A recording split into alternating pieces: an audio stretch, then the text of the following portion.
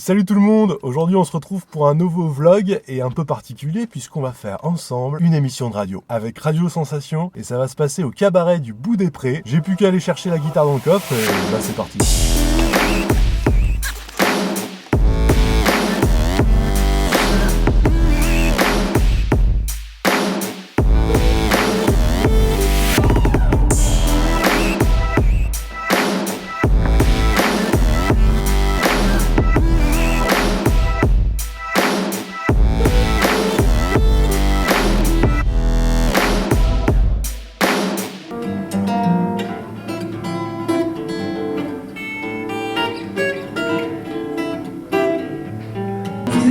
Est-ce qu'on peut mettre un peu plus aigu? Tu parles de ta voix, tu parles de la guitare, qu'est-ce qui te... Ah oui, de ma voix. Ok, donc allez-y pour ce que vous voulez, je règle un petit peu tout ça. It's taking on you. It's been with you. You don't want to know it, but all your friends, all your dad, all your friends. You said you don't want to. It's taking on you. Merci à vous. Merci. Sarek, je vous fais un décompte. D'accord. Allez, 5, 4. Sensation en scène. Salut Tony, comment ça va? Ça va très bien, très heureux de vous accueillir. Une soirée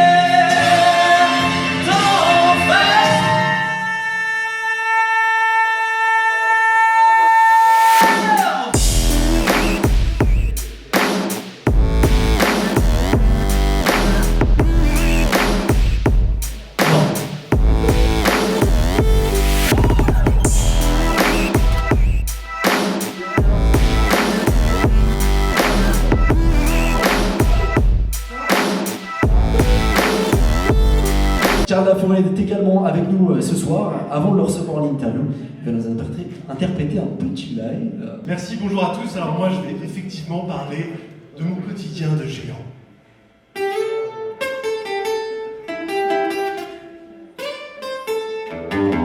un jour on ne m'arrête pour savoir si je fais du basket. Alors que du haut de ma cime, moi mon truc c'est l'aquagym. On me dit aussi que je suis le géant vert et que la soupe ça a l'air super. Pas un jour où on ne m'arrête pour savoir la taille de ma caquette. Dans la cabine d'essayage, je fais coucou au voisinage. On ne choisit pas. 21h, 23h, sensation en scène. C'était Charles Laforêt en live du cabaret de Bout des Prés pour cette petite dose d'humour. Vous mettez d'ailleurs en lumière tous les clichés sur les personnes de grande taille dans un clip sorti en juin dernier. Merci beaucoup Karl d'avoir été avec Merci. nous. On peut Merci, vous retrouver Karl. sur tous vos réseaux sociaux, Facebook, Instagram. Merci à vous. Merci, Karl. Merci. Et ben voilà, ça y est, vous avez eu un petit peu les coulisses de ce qui s'est passé. Je remercie beaucoup Radio Sensation et le cabaret des Bouts des Prés, donc Franck David et Tony Bastian, qui m'ont convié sur cet événement. Merci à eux pour m'avoir offert cette opportunité de pouvoir jouer. Alors comment ça s'est passé? Il y a Franck qui m'a contacté pour me proposer cet enregistrement et il m'a demandé ce que je pouvais proposer. Et tout de suite j'ai dit, oh là, qu'est-ce que je vais faire? Bon bah c'est l'occasion de faire pour la première fois le géant en live et en acoustique, et puis d'écrire un sketch. Allez, j'y vais dans l'idée de faire des choses que je n'ai jamais fait sur scène, de tester des choses. J'ai fait 15 000 pas, je me suis planté à la gratte. Là on était dans quelque chose de pas évident pour moi. Chanter et jouer de la guitare en même temps tout seul sur scène. C'est carrément stressant, hein. Carrément merdé sur ouh là là là là, il y a de l'orage dans l'air là. Oh là là là là, l'eau. Oh là là, il y a de l'orage dans l'air. Je vais encore servir de paratonnerre. Et j'ai fait une petite pirouette pour me récupérer. Et voilà, donc il y a eu 3-4 pains comme ça, la voix tremblotante, le oula mes accords, et donc il n'y avait rien de parfait. Il y a 5 ans j'aurais dit j'ai fait de la merde. Maintenant je me dis pas ça, non j'ai pas fait un truc parfait. Et alors j'ai pu jouer ça sur scène, le tester. Ça c'est mortel parce que maintenant à partir de ce matériau, je vais pouvoir avancer, re-regarder les images, ça fait un peu violence mais je vais regarder où ça pêche, où est-ce que je peux enlever des phrases, peut-être pour la version scène, la dynamiser, peut-être rajouter une pédale de distorsion sur les refrains, améliorer ma voix voix et précision à la guitare pour que ça soit un peu plus propre et que je m'amuse encore plus dessus, que je m'éclate et que le public s'éclate avec moi. Pouvoir avancer dans le travail. Maintenant, va falloir monter en niveau.